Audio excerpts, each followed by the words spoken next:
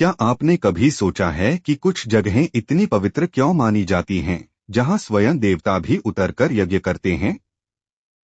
एक ऐसी भूमि जहां आपके कर्म सीधे आपका भाग्य बदल सकते हैं, उस अद्भुत स्थान का नाम है कुरुक्षेत्र। लेकिन क्या आप जानते हैं कि इस पवित्र भूमि को धर्म भूमि किसने बनाया? यह कहानी है महान राजा कुरु की। राजा कुरु सिर्फ एक शासक नहीं थे, वे धर्म के सच्चे उपासक थे। उनका एकमात्र सपना था धरती पर एक ऐसा स्थान बनाना जहां हर कर्म धर्म बन जाए।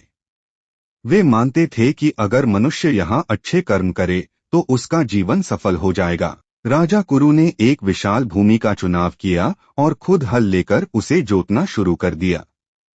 पर यह कोई साधारण खेती नहीं थी। वे इस भूमि में सत्य, तपस्या, दया, क्षमा, योग और धर्म के बीज बो रहे थे।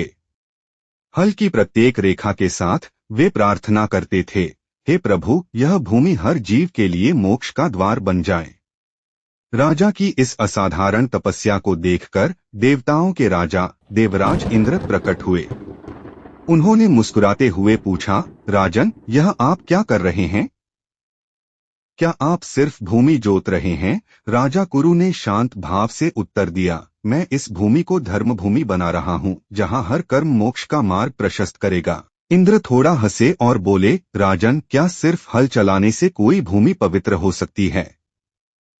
क्या आपके पास इतनी शक्ति है कि आप धर्म को यहाँ स्थापित कर सकें? यह राजा कुरु की परीक्षा थी, लेकिन वे बिल्कुल नहीं डिगे।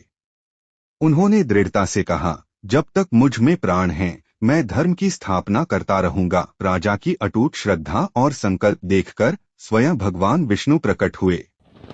उन्होंने राजा कुरु से कहा, हे राजन, तुम्हारी तपस्या ने मुझे अत्यंत प्रसन्न किया है। आज से यह भूमि कुरुक्षेत्र के नाम से विख्यात होगी और यहाँ किया गया प्रत्येक धर्मयुक्त कर्म हजारों गुना फल देगा। और उसी क्षण वह भूमि कर्मभूमि, धर्म भूमि और मोक्ष भूमि बन गई। यही वह पवित्र स्थान है जहां बाद में महाभारत का महान युद्ध लड़ा गया और जहां स्वयं भगवान श्री कृष्ण ने अर्जुन को गीता का अमर ज्ञान दिया था। तो इस कथा का गहरा रहस्य क्या है?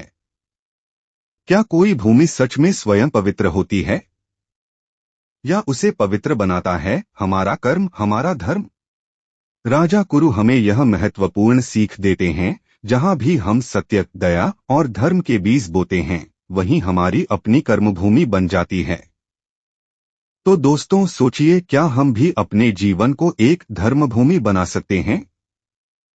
यदि हाँ, तो आज से ही अपने कर्मों में धर्म को जोड़िए। और अगर आप ऐसी ही दिव्य और रहस्यमयी कथाएं सुनना चाहते हैं, तो हमारे चैनल को सब्सक्राइब करना न भूलें, क्योंकि यहाँ हर कथा केवल एक कहानी नहीं, बल्कि जीवन बदलने वाला ज्ञान है। जय श्री हरि।